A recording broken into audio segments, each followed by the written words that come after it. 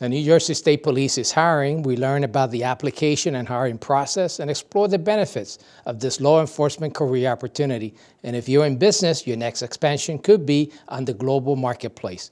We discuss the opportunities and challenges with import and export professionals. It's all here on the next Latino Motion.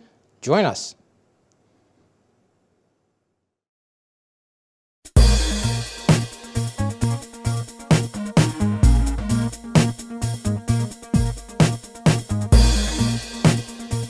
Choose quality, value, distinction. Choose Stockton.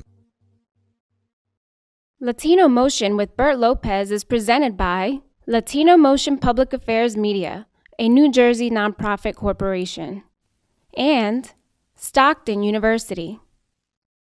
This edition of Latino Motion with Bert Lopez is brought to you by the HD Studios at the campus of Stockton University. Funding for Latino Motion is provided by Atlanticare, healthcare you can believe in. Atlantic City Electric, energy for a changing world. And South Jersey Gas.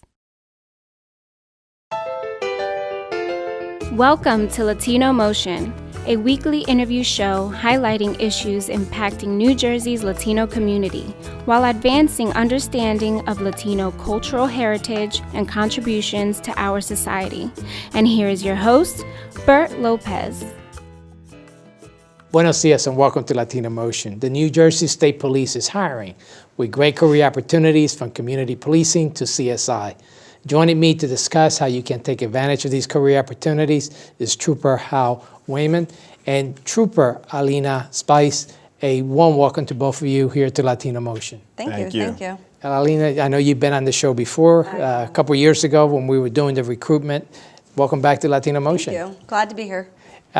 This is a great opportunity. This window doesn't open up all the time. So those who are interested in police careers, particularly with the state police, this is the time to apply. That's right.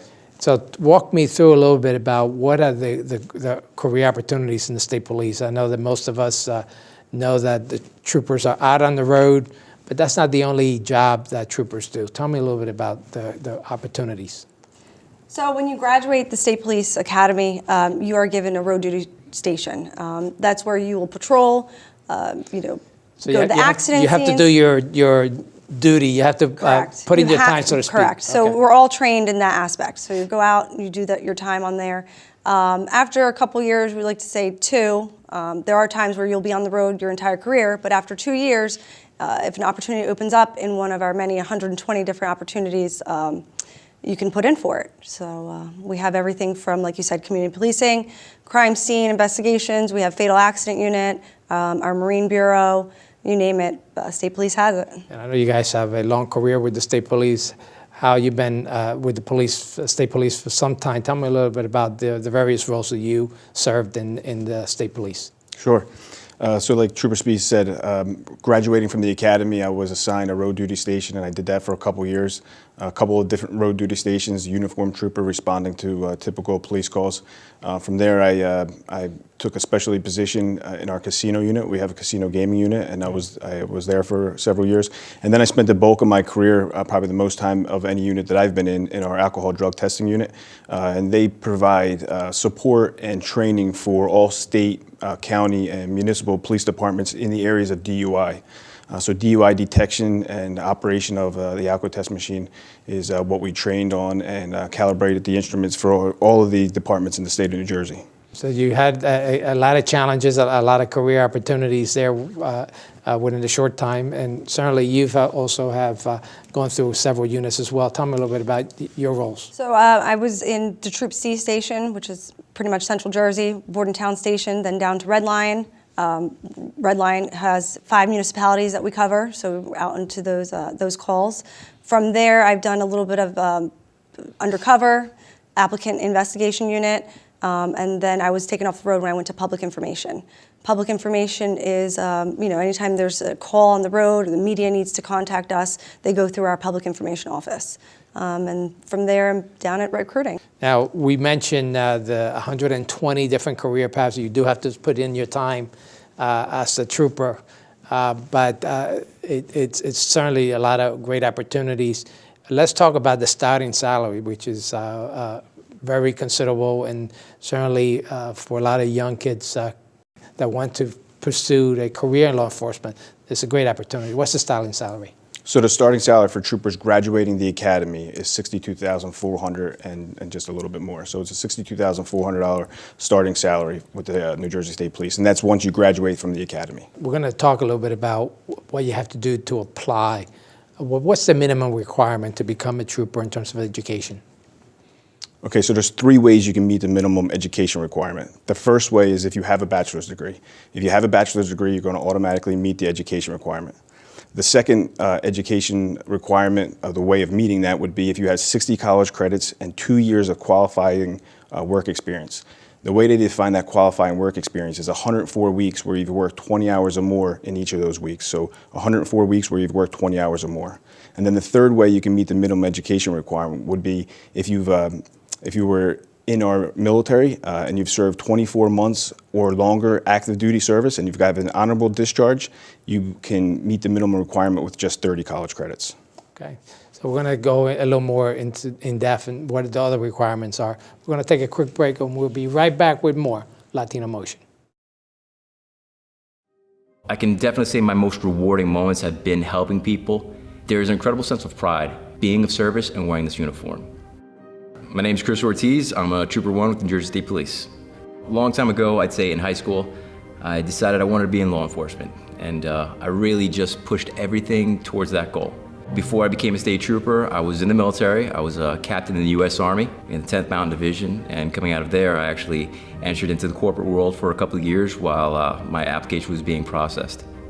Every day, I put this uniform on, and I can't tell you, when I see this patch on my right shoulder that says New Jersey State Police, it definitely fills me with that sense of pride that I'm out there making a difference. There's a certain look that we have as troopers. There's a certain way we carry ourselves. We're professional, we attempt to be in everything we do, and we're very serious about that.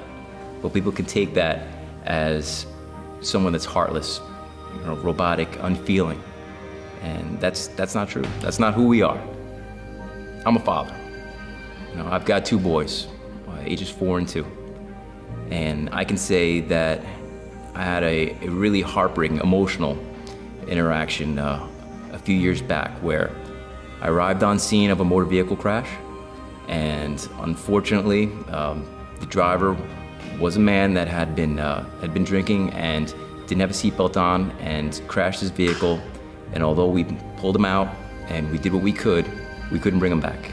I watched that man take his last breath. Literally, he took his last breath in my arms, so I watched him. And after all was said and done, I had to go to his house and speak to his family. And he had a 16-year-old son. And I had to tell that 16-year-old that his father was gone and he wasn't coming back. And, watching him cry, it really hurt. I felt it to my core. I can't think of any other moment that affected me in my whole career, maybe in my life. Because of that moment, it actually elevated the level of service that I felt I had to give to others, the respect in the interaction that I have with others, because it was so emotional. We're definitely there by your side, whatever we can do. It's in our symbol, honor, duty, fidelity. If I'm in a position where I can do anything to assist someone, then that's what I'm gonna do.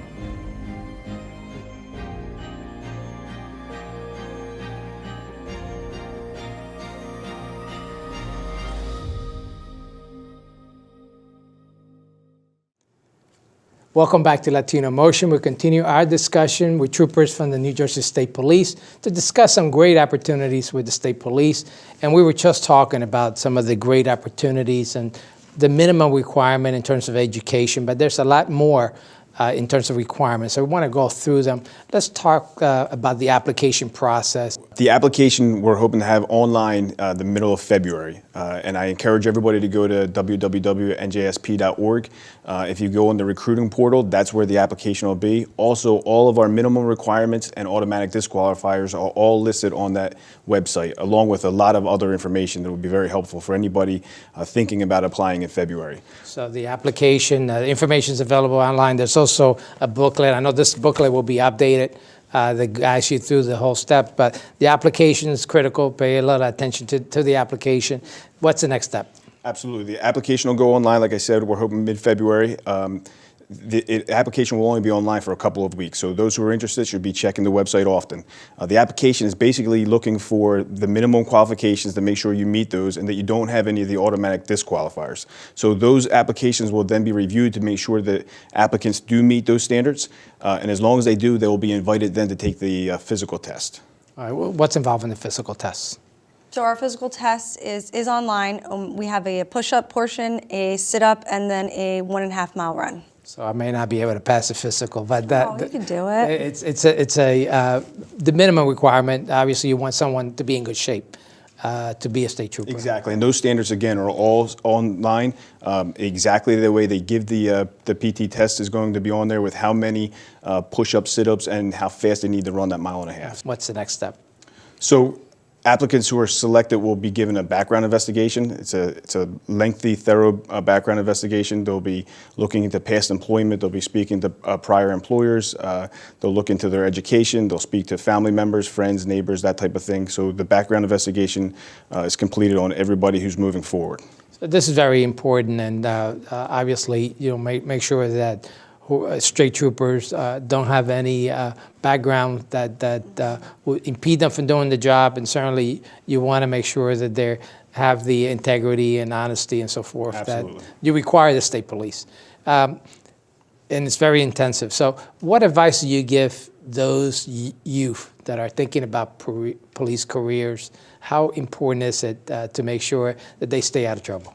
Yeah, that's a great question. I talk to kids all the time in high schools and colleges and tell them, be careful what you do today, because what you think doesn't matter now might matter later on. So if you have a desire to work in law enforcement, be careful about the decisions that you make now. And then also start thinking ahead of time of your education, the type of employment that you're trying to pursue prior to us, some other outside agency. All that factors into our application. I understand you also look at social media as well. So what you put in social media does matter. Absolutely, it does. And then what your friends are putting. So, we're looking into your friends, any tagged photos, anything that can look badly upon the state police or yourself. You pass the background check, what's the next step? So those applicants who have passed the background check will be given an interview, and then moving on from the interview, applicants who are selected will be given a conditional offer of employment. So the conditions are that they pass a physical given by the state police and that they take our psychological exam. So I want to put the website out. It's very important that if anyone's interested, like you said, it's a very short window. This window doesn't open up every year. So it's a great opportunity this year in 2017, if you're interested in those careers, to go on, check the website, and make sure you apply and read all the information in terms of what the requirements are going to be. Absolutely. You can also follow our Facebook page. It's facebook.com, New Jersey State Police Recruiting. We're constantly putting stuff up there. We'll be updating it daily. Career nights, we have career nights that anybody who is interested or maybe doesn't even know about the state police can come down and learn a little bit more about our career options, that application process itself, and get to talk to recruiters. But thank you for sharing this information, and I'm sure we'll have you back next time that window opens up again. Yes, Thank you very much. Thank you. And we'll be right back with more Latino Motion. Latino Motion with Bert Lopez is presented by Latino Motion Public Affairs Media, a New Jersey nonprofit corporation. Join us online at www.latinomotion.tv. Find us on YouTube, Facebook, and Twitter. We encourage your comments and contributions for show topics. Welcome back to Latino Motion. More and more companies and even small businesses are opening their doors beyond the domestic marketplace and considering expansion to the global marketplace. This can be a complicated task, but I have a couple of experts that can simplify this process. Joining me are Lisa Erickson and Brick Lopez Martinez. Lisa and Brick, welcome to Latino Motion. Thank you. Thank you. So more and more businesses are expanding beyond the local markets and going international. And we know that this is an international marketplace. Whether you go to the local store, La Bodega down the street and buy your plátanos, they're not growing here, right? They're coming from somewhere else. So we see that there's a lot of globalization in terms of the marketplace. But this is a complicated thing. What do you guys do to make that an easier process? We say among ourselves, and we say to the people with whom we communicate, we believe in the power of simplicity. Okay. So we like to break things down into small pieces and guide companies through the process of beginning to explore the market on the global scale and then walking through the step-by-step process that it takes to get there. Now, there are some help for some businesses that want to go into this space of import, export. What kind of help is available to them? The state of New Jersey, for instance, and the state of Pennsylvania, and most states in the nation, they have what they call the Department of Community and Business Development. And within that organization, there are divisions, particularly for export assistance to small companies. So I will suggest that most small businesses ought to be thinking about the global marketplace with the assistance of their own local governments, especially through the Department of Community and Economic Development. Lisa, is this open for all businesses, or is it just the big ones? Yes, absolutely. Large to small. We represent companies whose names you would recognize, and we have an example most recently of a small shop that is a two-man show, really, and it is a man and his wife who run a small company. We represented them in Panama, and they have begun exporting their iced tea product since then to Panama. So it starts small, and anyone with a big dream like that, we can assist. Well, let's talk a little bit about what it takes, because this is, again, complicated. You make it easy, you provide services, but what are some of the things that need to be considered, some of the regulations for import and export? If it's a food and beverage, for instance, they have to make sure that they comply with their FDA equivalent in the country that they will be sending their product. For instance, if they will be sending their product to Colombia, South America, they have to be thinking, well, which is the entity that regulates my product in that country? So we help the small companies and large companies to go through the process of every single regulation, every single law that applies to that particular product, from their harmonized codes to the permits. If it's a food product, obviously you need certain permits, if you will, to actually introduce that product into the market. So we do all that work prior to sending the product to that specific market. So obviously you have the choice of doing the one-stop shop, if you will, with someone that's an expert, or you have to do this research yourself and make sure that you're familiar with all those regulations. Some people are fearful of this process, but is it worthwhile doing this? Absolutely, absolutely. I knew that was going to be the answer. We certainly like to see someone who has a legitimate dream and then who has also the desire to share with the community at large. So some of our companies also have a larger vision to give some of their profits even to the community in the local country. So it's beautiful to see that take shape, and anything like that is always worth it. Let's talk about some of the missions. You have a couple of trade missions that you're promoting and that you're inviting folks to participate in. And anyone could participate in these trade missions? Any small business to any large business. And when we mean small business, it can be a one-man manufacturing company or a large 50,000 employee company. It doesn't really matter. So we have a trade mission. One is to Mexico and Colombia. Yes. And what kind of things can we expect out of that trade mission? First thing that we encourage businesses to expect is, number one, to increase their sales. And by increasing their sales, they increase their profits. It will impact their local economy. So we encourage them not only to participate, but to stay. Don't go there for one time only. You have to have repetitive sales so you can have a sustainable business. So that's one of the encouragements that we do. And this trade mission that you referred to, it will be a two-country trade mission in 1 week. And you also have Warsaw and Portland coming up as well? Yes, we have a strong lineup for the entire year, actually. Warsaw at the end of May, and then we're actually headed to Peru and Bolivia in August, and then to Lisbon, Portugal in October. Quite a number of missions. Folks could sign up for those missions. I know that there's agriculture, transportation, all kind of goodies that you could do trading on. But education is also listed as one. Yes. Tell me a little bit about that. Education, as you know, it's the source of knowledge. In business, you need three things. You need, obviously, the knowledge to do business, to conduct business, and you find that in academia. So there's a program that is called Export for Scholars. Export for Scholars is designed to provide a hands-on experience to students, university students, college students, vocational school students, to go and explore life in a different country, explore real-life business transactions, and come back with a new vision. You are required to have, obviously, the private sector. That's why we invite businesses.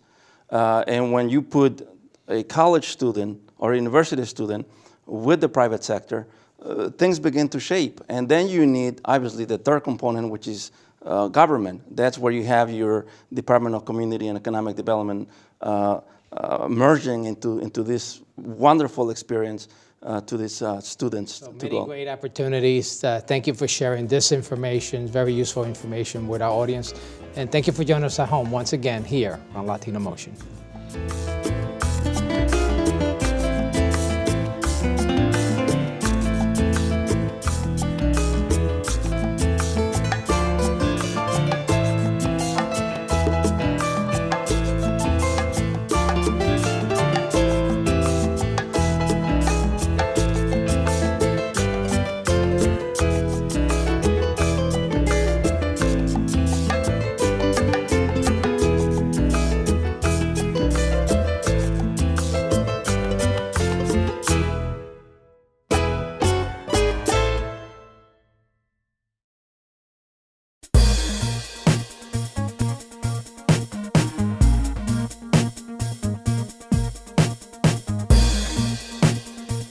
Choose quality, value, distinction. Choose Stockton.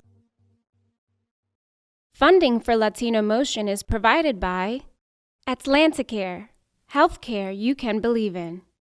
Atlantic City Electric, energy for a changing world. And South Jersey Gas.